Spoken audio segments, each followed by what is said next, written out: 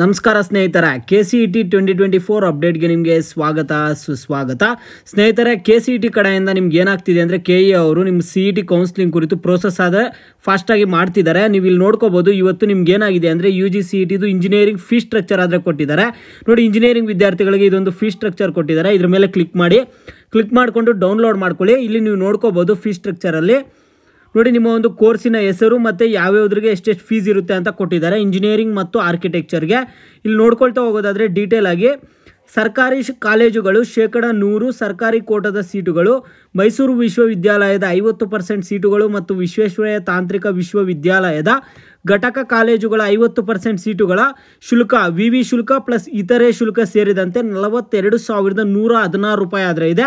ಮತ್ತು Visvesvaraya engineering college ವಿಶ್ವವಿದ್ಯಾಲಯ ಇದು UVCE ಕಾಲೇಜು ಬೆಂಗಳೂರಲ್ಲಿರುವಂಥದ್ದು. ವಿವಿ ಶುಲ್ಕ ಪ್ಲಸ್ ಇತರ ಶುಲ್ಕ ಸೇರಿದಂತೆ ಈ ಒಂದು ಕಾಲೇಜಲ್ಲಿ 47,250 ರೂಪಾಯಿ ಆದರೆ ಇದೆ.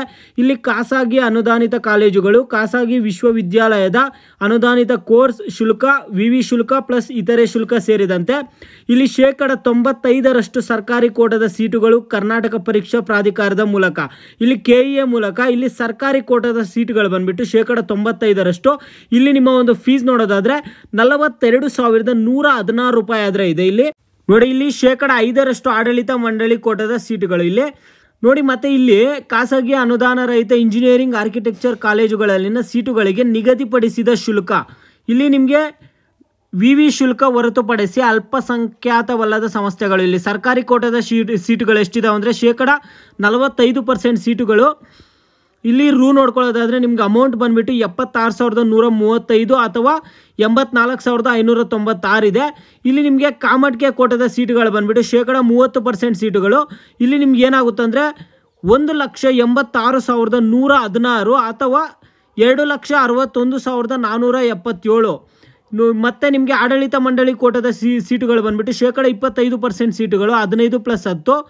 ಮತ್ತು ನೋಡಿ ಆ್ಯಸ್ ಪರ್ ಕಾನ್ಸೆನ್ಷುಯಲ್ ಅಗ್ರಿಮೆಂಟ್ 2024-25 ಇದು ನೋಡಿ. ಖಾಸಗಿ ಅನುದಾನ ರಹಿತ ಇಂಜಿನಿಯರಿಂಗ್ ಆರ್ಕಿಟೆಕ್ಚರ್ ಕಾಲೇಜುಗಳಲ್ಲಿನ ಸೀಟುಗಳಿಗೆ ನಿಗದಿಪಡಿಸಿದ ಶುಲ್ಕ ವಿವಿ ಶುಲ್ಕ ಹೊರತುಪಡಿಸಿ ಅಲ್ಪಸಂಖ್ಯಾತ ಸಂಸ್ಥೆಗಳು ಇಲ್ಲಿ ಸರ್ಕಾರಿ ಕೋಟಾದ ಸೀಟುಗಳು ಬಂದುಬಿಟ್ಟು 45% ಸೀಟುಗಳು. ಫೀಸ್ ಬಂದುಬಿಟ್ಟು 76,135 ಅಥವಾ 84,596. ಮತ್ತು ನೀವು ಇಲ್ಲಿ ನೋಡೋದಾದರೆ ನೋಡಿ KRL MPCA ಮತ್ತು AMPCK ಕೋಟಾದ ಸೀಟುಗಳು ಬಂದುಬಿಟ್ಟು 30% ಸೀಟುಗಳಿದೆ. ಇಲ್ಲಿ ಫೀಸ್ ಬಂದುಬಿಟ್ಟು 1,86,111 ರೂಪಾಯಿ ಅಥವಾ 2,61,477 ಮಿತಿಗೊಳಪಟ್ಟು ನೋಡಿ. ಇಲ್ಲಿ ಆಡಳಿತ ಮಂಡಳಿ ಕೋಟಾದ ಸೀಟುಗಳು ಬಂದುಬಿಟ್ಟು ಇಲ್ಲಿ 25% ಸೀಟುಗಳು ನೋಡಿ. ನಿಮಗೆ ಆ್ಯಸ್ ಪರ್ ಕಾನ್ಸೆನ್ಷುಯಲ್ ಅಗ್ರಿಮೆಂಟ್ 2024-25 ನೋಡಿ. ಇಲ್ಲಿ 5% ಸಂಖ್ಯಾತಿರಿಕ್ತ ಸೀಟುಗಳು ಬಂದುಬಿಟ್ಟು ಸೂಪರ್ ನ್ಯೂಮರರಿ ಕೋಟಾ ನಿಮಗೆ SNQ ಕೋಟಾ ಬಗ್ಗೆ ಹೇಳಿದ್ದೆ ಅಲ್ಲ, ಇದು ಪ್ರವೇಶಾತಿ ಪಡೆಯುವ ಅಭ್ಯರ್ಥಿಗಳಿಗೆ ಬೋಧನಾ ಶುಲ್ಕವನ್ನು ಪಾವತಿಸುವುದರಿಂದ ವಿನಾಯಿತಿ ಇರುತ್ತದೆ. ಇಲ್ಲಿ ನೋಡಿ ನಿಮ್ಗೇನಾಗುತ್ತೆ ಅಂದರೆ ಅನುದಾನ ರಹಿತ ಖಾಸಗಿ ಇಂಜಿನಿಯರಿಂಗ್ ಕಾಲೇಜುಗಳ ಪ್ರತಿ ವಿದ್ಯಾರ್ಥಿಯಿಂದ ಇತರೆ ಶುಲ್ಕವಾಗಿ ವಾರ್ಷಿಕ ರು 20,000ಗಳನ್ನು ಮೀರದಂತೆ ಪ್ರಥಮ ವರ್ಷದ ಶುಲ್ಕವನ್ನು ಕರ್ನಾಟಕ ಪರೀಕ್ಷಾ ಪ್ರಾಧಿಕಾರದಲ್ಲಿಯೇ ಪಾವತಿಸತಕ್ಕದ್ದು. ನೋಡಿ ಇಲ್ಲಿ ನಿಮ್ಗೆ ಏನು ಹೇಳ್ತಿದ್ದಾರೆ ಅಂದರೆ ಆ ಒಂದು ಫೀಸ್ಗೆ ಏನಾಗ್ತಿದೆ ಅಂದರೆ ಅನುದಾನ ರಹಿತ ಖಾಸಗಿ ಇಂಜಿನಿಯರಿಂಗ್ ಕಾಲೇಜುಗಳಲ್ಲಿ ಪ್ರತಿ ವಿದ್ಯಾರ್ಥಿಯಿಂದ ಇತರೆ ಶುಲ್ಕವಾಗಿ ಅಂದರೆ ಬೇರೆ ಫೀಸ್ ಬಂದುಬಿಟ್ಟು 20,000 ಆದರೆ ತಗೊಳ್ತಾರೆ, ಅದು 20,000ಗಿಂತ ಮೀರಲ್ಲ ಅಂತ ಹೇಳ್ತಿದ್ದಾರೆ. ನೀವು ಫಸ್ಟ್ ಇಯರಲ್ಲಿ ಈ ಒಂದು ಫೀಸನ್ನು ಬಂದುಬಿಟ್ಟು KE ಅವ್ರಿಗೆ ಪೇ ಮಾಡ್ತೀರಾ ಅಂತ ಇಲ್ಲಿ ಕ್ಲಿಯರ್ ಕಟ್ಟಾಗಿ ಹೇಳ್ತಿದ್ದಾರೆ. ಮತ್ತು ಸೆಕೆಂಡ್ ಇಯರಿಂದ ನೀವು ಕಾಲೇಜಲ್ಲಿ ಪೇ ಮಾಡ್ಕೋಬೇಕಾಗುತ್ತೆ. ತದನಂತರದ ವರ್ಷಗಳಲ್ಲಿ ಆಯಾಯ ಕಾಲೇಜುಗಳಲ್ಲಿಯೇ ಪಾವತಿಸುವುದು.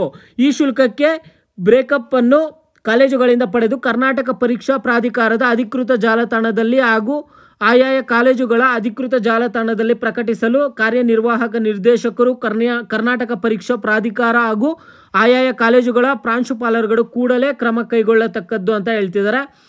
ನೋಡಿ ಇಲ್ಲಿ ಸರ್ಕಾರಿ ಕಾಲೇಜುಗಳು ಮೈಸೂರು ವಿಶ್ವವಿದ್ಯಾಲಯದ 50% ಸೀಟುಗಳು ಮತ್ತು ವಿಶ್ವೇಶ್ವರಯ್ಯ ತಾಂತ್ರಿಕ ವಿಶ್ವವಿದ್ಯಾಲಯ ಘಟಕ ಕಾಲೇಜುಗಳು 50% ಸೀಟುಗಳಿವೆ. ನೋಡಿ ಇಲ್ಲಿ ಸರ್ಕಾರಿ ಕಾಲೇಜುಗಳು ಮತ್ತು ಮೈಸೂರು ವಿಶ್ವವಿದ್ಯಾಲಯ 50% ಸೀಟುಗಳಿದೆ.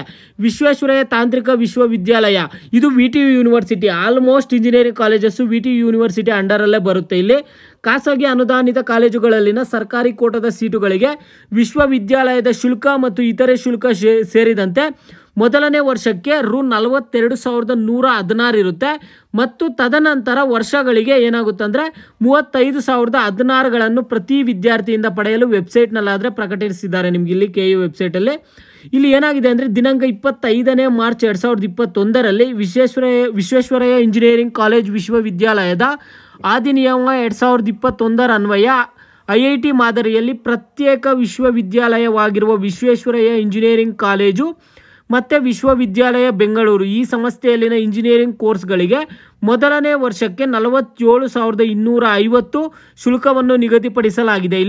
ಇದರಲ್ಲಿ ಬೋಧನಾ ಶುಲ್ಕ 30,000ಗಳಾಗಿರುತ್ತದೆ ಮತ್ತು ತದನಂತರ ವರ್ಷಗಳಿಗೆ 45,750 ಪ್ರತಿ ವಿದ್ಯಾರ್ಥಿಯಿಂದ ಆದರೆ ಪಡೀತಾರೆ.